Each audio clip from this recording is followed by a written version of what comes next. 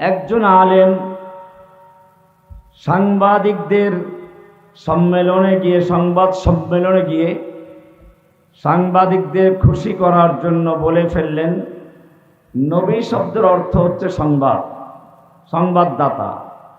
অতএব নবীও সাংবাদিক ছিলেন। এটা বলা যাবে কিনা? যে ভাই বলেছেন তিনি একজন মাজলুম, কারাবন্দী। এই কারণে আমার আগের ভাষা আর জেল থেকে বের হওয়ার পরের ভাষার মধ্যে অনেকটা পার্থক্য পাবেন। কারণ এদের সঙ্গে আমার জেলখানায় সাক্ষাৎ হয়েছে। সবাই দ্বীনের জন্য কোরবানি পেশ করেছেন। এই কারণে আমি যা বলবো শুধুমাত্র ইসলাহের জন্য, কাউকে ছোট করার জন্য না, হেয় করার জন্য না, বরং আপনাদেরকেও বলবো ওলামায়ে কেরামদের ভুল হতেই পারে। নবী শব্দ নাবাউন থেকে হলে সংবাদ, নবী শব্দটা নবুয়ত থেকে হলে তার অর্থ ভিন্ন, সংবাদ না। নবুয়ত শব্দটা নবুয়ত থেকে, যার অর্থ হচ্ছে উলুব্বু আর সুমুব্বু, উচ্চ মর্যাদা, মাহাত্ম্য। তার মানে নবীরা আল্লাহর পক্ষ থেকে নির্বাচিত মহান অধিক একটা দায়িত্বপ্রাপ্ত।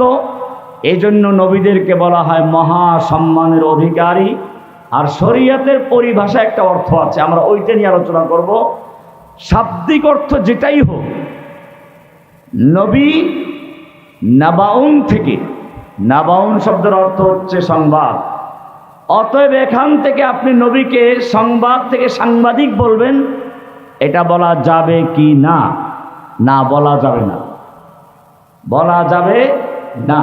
কেন বলা যাবে না? শাব্দিক অর্থ একটা হতে পারে, শরিয়াতে শাব্দিক অর্থ গ্রহণযোগ্য নয়, শরিয়াতে পরিভাষাগত অর্থ উদ্দেশ্য হয়ে থাকে। নবী কাকে বলে? নবীর একটা পারিভাষিক অর্থ আছে, হুয়া ইনসানুন বাআসাহুল্লাহু তাআলা। নবী হচ্ছেন এমন মানুষ যাকে আল্লাহ রাব্বুল আলামিন মানব জাতির কাছে প্রেরণ করেন বার্তা দিয়ে, দিন প্রচারের জন্য। নতুন শরিয়াত দেওয়া হতে পারে, নাও হতে পারে, কিন্তু আল্লাহর পক্ষ থেকে তাকে দিন প্রচারের দায়িত্ব দিয়ে পাঠানো হয়। এরকম ব্যক্তিকে বলা হয় নবী। যদি কারো বড় কোনো অবদান থাকে, তার দ্বারা কোনো গুনাহ হয়ে যায়, আল্লাহ তাআলা ওই বড় অবদানের কারণে ছোট গুনাহগুলো এমনি মাফ করে দেন। একটা বড় প্রমাণ পেশ করছি। আল্লাহর রাসূল সাল্লাল্লাহু আলাইহি ওয়াসাল্লাম মক্কায় অভিযান চালাবেন। কত গুরুত্বপূর্ণ বিষয়। এই সব প্ল্যান প্রোগ্রামগুলোকে একজন সাহাবী লিখে সব তথ্য মক্কার কাফেরদের কাছে পাঠিয়ে দিলেন। সাহাবীর নাম হাতিব ইবনে আবি বালতাআ রাদিয়াল্লাহু তাআলা আনহু। তিনি সব তথ্য লিখে মক্কায় পাঠাচ্ছেন একটা মহিলার মাধ্যমে। মহিলা রওনা হয়ে চলে গেছে, মক্কার অভিযানের মূল তথ্য সব ফাঁস করে দেওয়া হচ্ছে। আল্লাহ তো জানেন সবকিছু। আল্লাহ নবীকে জানিয়ে দিলেন, আপনার মক্কা অভিযানের তথ্য কিন্তু চলে যাচ্ছে। আল্লাহর রাসূল সাল্লাল্লাহু আলাইহি ওয়াসাল্লাম দুইজন সাহাবীকে ডাকলেন, একজন আলী আর একজন সালামা ইবনে আকওয়া রাদিয়াল্লাহু তাআলা আনহুমা। দুজনে দুর্ধর্ষ ঘোড়সওয়ার। বললেন, দ্রুতগামী ঘোড়া নিয়ে যাও, রওজাতুল খাখ নামক জায়গায় পৌঁছে যাও। ওখানে গিয়ে একটা মহিলাকে পাবে, উটের পিঠে সওয়ার হয়ে যাচ্ছে মক্কার দিকে। ওর কাছে একটা চিঠি আছে, নিয়ে চলে আসো। সাহাবী দুজন দ্রুত গেলেন, দেখলেন ঠিকই আল্লাহর নবী যেই জায়গার কথা বলেছিলেন ঠিক সেই জায়গায় মহিলা অতিক্রম করছিল। আলী রাদিয়াল্লাহু তাআলা আনহু বললেন, তোমার কাছে একটা পত্র আছে, দিয়ে দাও। মহিলা বলল, না, আমার কাছে এরকম কোনো পত্র নেই। আলী রাদিয়াল্লাহু তাআলা আনহু বললেন, আল্লাহর রাসূল বলেছেন আসমান জমিন উল্টে যেতে পারে, নবীর কথায় কোনো মিথ্যা নাই, তুমি তাড়াতাড়ি পত্র বের করে দাও, নতুবা যেভাবে বের করতে হয় সেটা আমরা করব। মহিলা বুঝল, মাথার চুলের খোপার ভিতর থেকে চিঠিটা বের করে দিল। আল্লাহর নবী সাল্লাল্লাহু আলাইহি ওয়াসাল্লাম তখনও মসজিদে নববীতে বসে আছেন, ওমর ইবনে খাত্তাবও বসে আছেন, ওই সাহাবীও ওইখানেই বসে আছেন। আল্লাহর নবী চিঠিটা পড়লেন, লেখা আছে হাতিব ইবনে আবি বালতার পক্ষ থেকে মক্কার কুরাইশের নেতৃবৃন্দের প্রতি, অচিরে মুহাম্মদ সাল্লাল্লাহু আলাইহি ওয়াসাল্লাম মক্কা অভিযানে আক্রমণ করবেন, এই প্রস্তুতি আছে, সব তথ্যগুলো লিখে পাঠিয়ে দিল। ওমর ইবনে খাত্তাব রাদিয়াল্লাহু তাআলা আনহু দাঁড়িয়ে গেলেন, দানি আদরিবু উনুকা হাযাল মুনাফিক, ইয়া রাসূলুল্লাহ, আমাকে অনুমতি দিন, আমি এই মুনাফিকটার গর্দানটা উড়িয়ে দেব। আল্লাহর রাসূল সাল্লাল্লাহু আলাইহি ওয়াসাল্লাম বলেন, ওমর, তুমি কি জানো লোকটা বদরি সাহাবী? তুমি কি জানো লোকটা বদরি সাহাবী?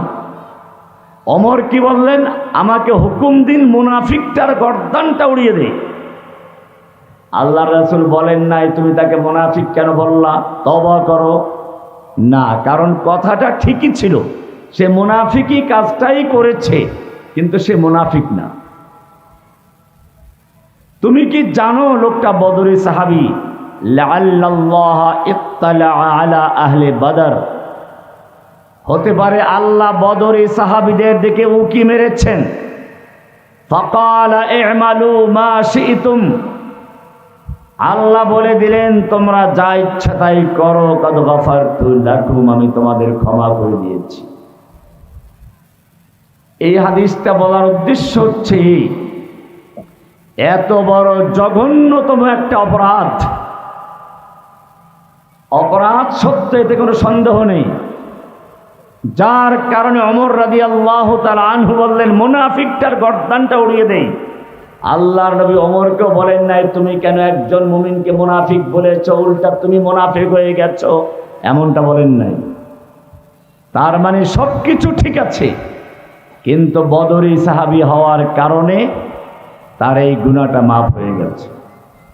এরপরে সাহাবীকে জিজ্ঞেস করেন, তিনি বলেন, ইয়া রাসূলুল্লাহ, আমার ভিতরে কোনো নিফাক নেই। আল্লাহর রাসূল তার ওযর গ্রহণ করলেন, তিনি মুনাফিকও ছিলেন না, বদরি সাহাবী একজন। কাজী ওলামায়ে কেরামদের থেকে অনেক ক্ষেত্রে ভুল ভ্রান্তি হয়ে যেতেই পারে, আমরা সেগুলোকে ইসলাহের জন্য, সংশোধনের জন্য বিষয়গুলোকে তুলে ধরব ইনশাআল্লাহ। প্রথম বিষয় ওটা দিয়েই শুরু করি, নবীয়ুন। নবী শব্দ নাবাউন থেকে হলে সংবাদ, নবী শব্দটা নবুয়ত থেকে হলে তার অর্থ ভিন্ন, সংবাদ না। নবুয়ত শব্দটা নবুয়ত থেকে, যার অর্থ হচ্ছে উলুব্বু ওয়া সুমুব্বু, উচ্চ মর্যাদা, মাহাত্ম্য। তার মানে নবীরা আল্লাহর পক্ষ থেকে নির্বাচিত, মহান অধিক একটা দায়িত্বপ্রাপ্ত, এজন্য নবীদেরকে বলা হয় মহা সম্মানের অধিকারী। আর শরীয়তের পরিভাষা একটা অর্থ আছে, আমরা ওইটা নিয়ে আলোচনা করব। শাব্দিক অর্থ যেটাই হোক, নবী নাবাউন থেকে, নাবাউন শব্দের অর্থ হচ্ছে সংবাদ। অতএব এখান থেকে আপনি নবীকে সংবাদ থেকে সাংবাদিক বলবেন, এটা বলা যাবে কি না? না, বলা যাবে না। বলা যাবে না। কেন বলা যাবে না? শাব্দিক অর্থ একটা হতে পারে, শরীয়তে শাব্দিক অর্থ গ্রহণযোগ্য নয়, শরীয়তে পরিভাষাগত অর্থ উদ্দেশ্য হয়ে থাকে। নবী কাকে বলে? নবীর একটা পারিভাষিক অর্থ আছে, হুয়া ইনসানুন বাআসাহুল্লাহু তাআলা। নবী হচ্ছেন এমন মানুষ যাকে আল্লাহ রাব্বুল আলামিন মানব জাতির কাছে প্রেরণ করেন বার্তা দিয়ে দিন প্রচারের জন্য। নতুন শরিয়াত দেওয়া হতে পারে, নাও হতে পারে, কিন্তু আল্লাহর পক্ষ থেকে তাকে দিন প্রচারের দায়িত্ব দিয়ে পাঠানো হয়, এরকম ব্যক্তিকে বলা হয় নবী।